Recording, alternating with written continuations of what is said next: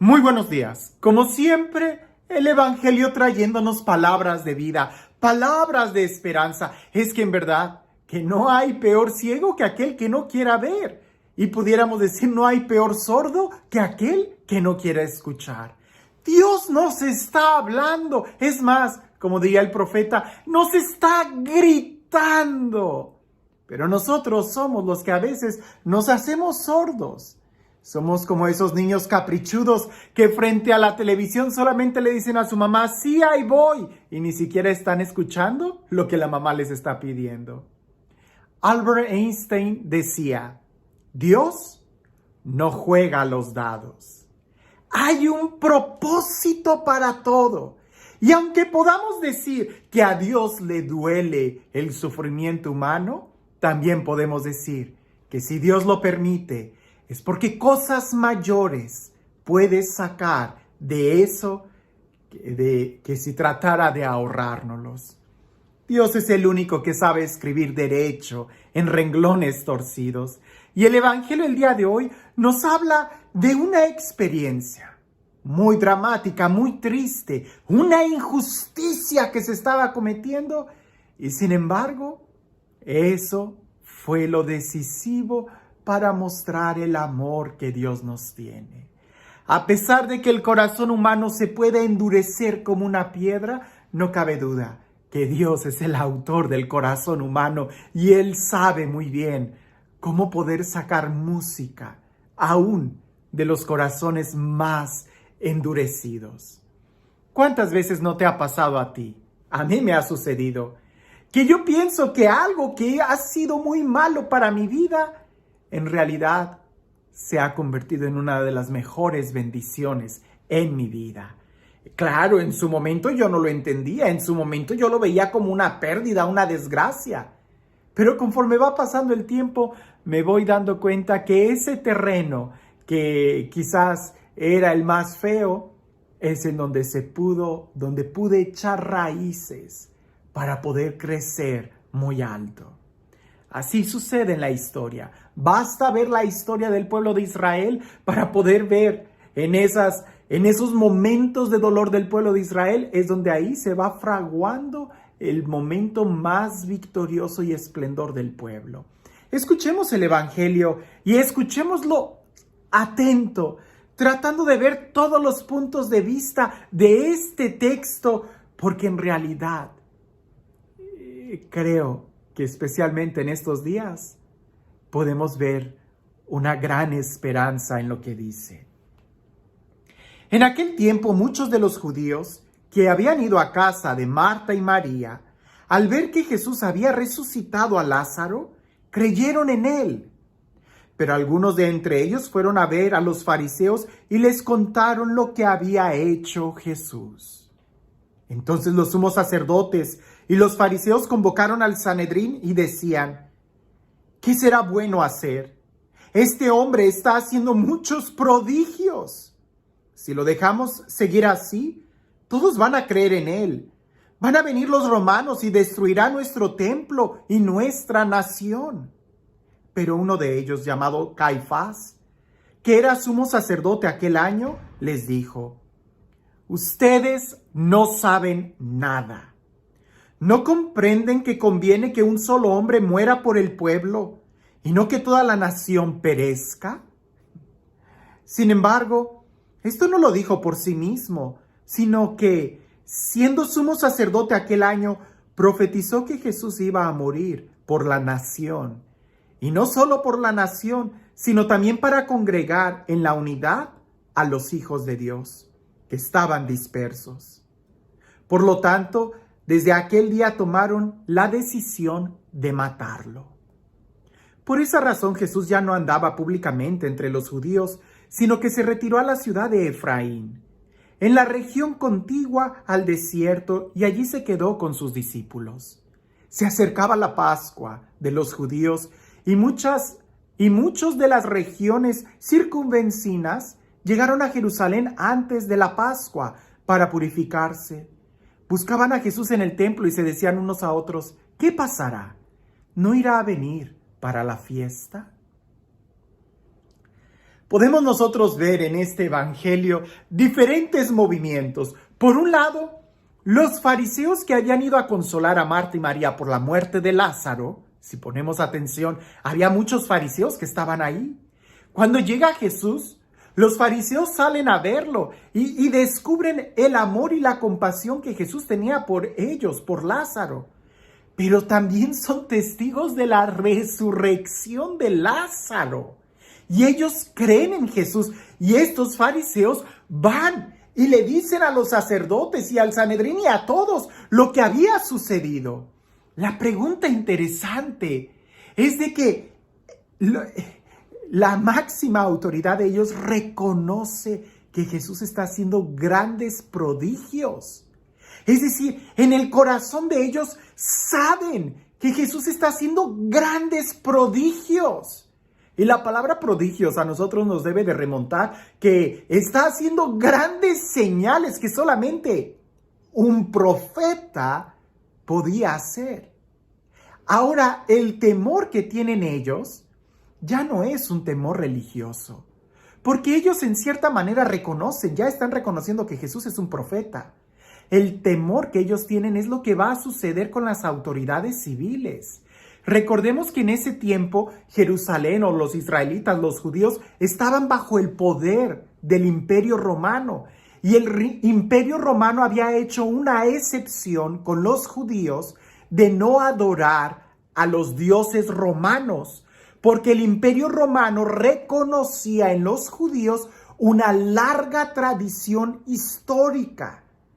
Con los demás pueblos, todos los demás pueblos que estaban bajo el Imperio Romano, a ellos sí les obligaba a adorar a sus dioses y si ponían resistencia, los mataban y destruían sus templos. Pero con los judíos estaban haciendo una excepción.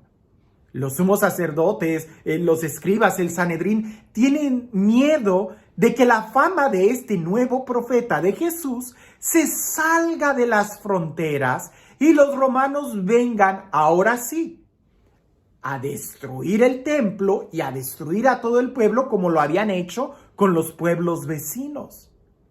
De ahí que ese sumo sacerdote que estaba en turno dice, es que no entienden, es mejor que muera uno en lugar de todo el pueblo. Efectivamente, era mejor que muriera uno por todo el pueblo. Es eso a lo que vino Jesús, a morir por todo el pueblo, y no solo por todo el pueblo, sino por todos los hijos de Dios que estábamos dispersos. Seguramente ellos estaban viendo solamente sus narices y solamente querían salvar su pellejo de una manera muy material, muy humana, muy carnal, muy egoísta. Pero el plan de Dios en ese movimiento era salvarlos a ellos efectivamente, no de sus ambiciones mezquinas, sino de una realidad espiritual, el pecado.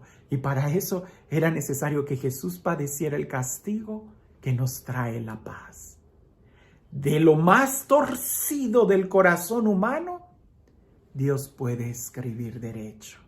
De la situación más oscura, deprimente, angustia que hay ahí, Dios ahí estaba, moviendo todo de una manera increíble para poder sacar la mejor bendición que podía haber existido.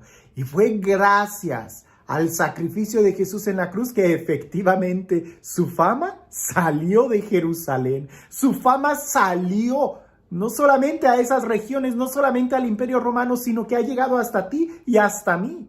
Efectivamente, por la muerte de Jesús, lo que Él hizo en la cruz ha salido y ha llegado hasta nosotros. El día de hoy ha roto las fronteras geográficas, pero también ha roto las fronteras del tiempo.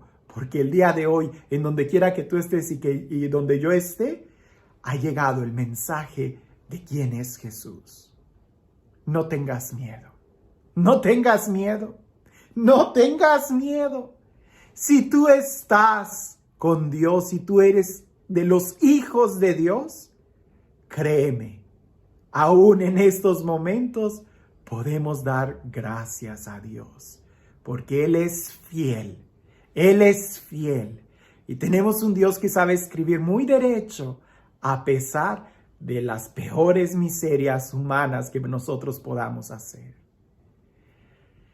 Y este Dios, el Dios del amor, el Dios de la vida, el Dios de la gracia, el Dios de la libertad, el Dios de la paz, el Dios de la esperanza, el Dios que sale a nuestro encuentro, el Dios que nos salva, el Dios que tiene puesta su mirada sobre cada uno de nosotros, el Dios que se sabe tu nombre, que sea Él quien el día de hoy te bendiga.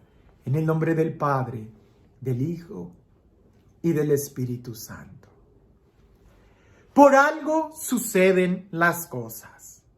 Cuentan por ahí que un hombre que vivía en una aldea a las afueras de Roma, en aquel entonces cuando existía el Imperio Romano, tenía un caballo. Y ese caballo era el que él usaba para trabajar. Pero resulta que el caballo se le escapa y se va de la granja. Los demás vecinos le dicen: ¡qué mala suerte has tenido! Ahora ya no tienes caballo. Y aquel hombre dice: por algo suceden las cosas. Resulta que a los pocos días el caballo regresa a su granja, pero regresa con otros 9 caballos silvestres que él pudo apacentar, y ahora ya no tenía uno, sino que tenía 10 caballos. La gente se acercaba y le decía: pero qué afortunado eres, ahora tienes 10 caballos. Y el hombre de la granja respondía: por algo suceden las cosas. Resulta que su hijo, el único hijo que tenía, se sube a uno de los caballos silvestres para trabajar, y el caballo, en un galope que hace, lo tumba y le lastima el pie. Y el hijo queda terriblemente lastimado de un pie, a tal grado que cojeaba, y era evidente que no iba a poder hacer el trabajo de un joven normal de su edad. La gente se acercaba a aquel hombre y le decía: pero qué desafortunado eres, mira lo que le ha pasado a tu hijo, ahora ya no va a poder ayudarte como antes. Aquel hombre de la granja lo único que dice es: por algo suceden las cosas. Resulta que el Imperio Romano llega e iba a hacer una nueva guerra contra un país lejano, y llega a ese pueblo y se lleva a todos los jóvenes sanos, sin excepción. El único joven que no fue a la guerra fue aquel que se había lastimado por el caballo. Los hombres se acercan a él y le dicen: ¡qué afortunado eres! Ahora tú sí te quedaste con tu hijo y todos los demás hemos perdido al nuestro. Aquel hombre lo único que les dice es: por algo suceden las cosas. Nosotros no sabemos por qué, pero por algo suceden las cosas. La Sagrada Escritura no miente cuando dice que todo sucede para bien de los que aman al Señor. La pregunta no es ¿por qué suceden las cosas? Por algo suceden. La verdadera pregunta es: ¿y nosotros amamos al Señor?